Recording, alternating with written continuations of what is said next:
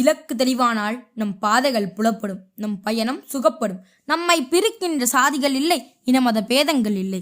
நாம் அனைவரும் ஒரு தாய்ப்பிள்ளை. கிழக்கின்ற நாள் காட்டி, கிழக்கினில் வழிகாட்டி, எழுப்பும் உன் தோள் தட்டி, விழுக்கின்ற மலர் கூட்டம் வெளியெங்கும் மனம் கூட்டும். தமிழில் கிறங்கி அனைவரையும் வணங்கி பேசப்போகிறேன் என் உரையை துவங்கி. சுதந்திர போராட்டத்தில் பெண்களின் பங்கு. பட்டங்கள் ஆள்வதும் சட்டங்கள் செய்வதும் பாரினில் பெண்கள் நடத்த வந்தோம்.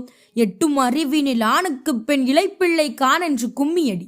அமிழ்ந்து பேரிருலாம் அறியாமையில் அவலம் எய்தி கலையின்றி வாழ்வதை உமிழ்ந்து தள்ளுதல் பெண்ணறமாகுமாம் என்னும் பாரதியின் வாக்கிற்கிணங்க ஆண்களுக்கு நிகராக களத்தில் நின்று போராடி நம் நாட்டின் சுதந்திரத்திற்காக பாடுபட்ட பெண்கள் எத்தனை பேர் என்று தெரியுமா?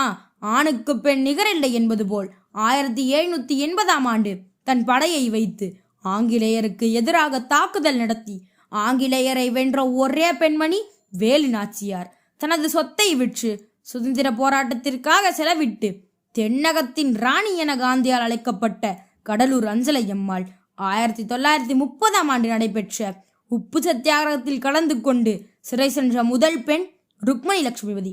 1942ஆம் ஆண்டு வெள்ளையனே வெளியேறு இயக்கத்தில் சிறை சென்ற கிருஷ்ணம்மாள் ஜெகநாதன் 1941ஆம் ஆண்டு உப்பு சத்தியாகிரகத்தில் ஈடுபட்டதால் பிறந்த குழந்தையுடன் கைது செய்யப்பட்டு சிறையில் அடைக்கப்பட்ட என் சுந்தராம்பாள். சிறை சென்றாலும் சிறைச்சாலையை கல்வி சாலையாக மாற்றி அங்குள்ள பெண்களுக்கு கல்வி வழங்கிய அம்புஜத்தம்மாள். இவர்கள் மட்டுமல்லாது மதுரை சொர்ணாத்தாம்பாள், மதுரை KP ஜானகி அம்மாள், பத்மாசனி அம்மாள், லக்ஷ்மி கவுல், லீலாவதி போன்றோரின் பங்கும் போற்றுதலுக்குரியது. சுதந்திரம் வேண்டும் என்று பாரத பெண்கள் அன்று ஆண்களுக்கு நிகராய் நின்று போராட்டம் செய்தனர் அன்று.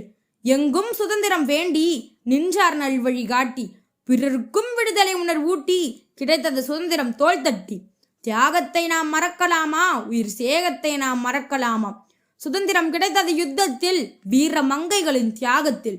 போராடி நின்றனர் பல திங்கள், சுதந்திர ஒளியை காட்டிய கண்கள். பாரதி கண்ட புதுமை பெண்கள், சிறந்தாழ்ந்து வணங்குகிறோம் நாங்கள். பிறந்த பிறப்பினை நலமாக்கி, பண்பினில் மனிதனை வளமாக்கி, நிறைந்த சேவையை நிகழ்வாக்கி, நன்றியை நெஞ்சினில் மிகத்தேக்கி. பேசியது சுருக்கம், இனி தேவையில்லை விளக்கம். வாய்ப்பிற்கு நன்றி, வணக்கம்.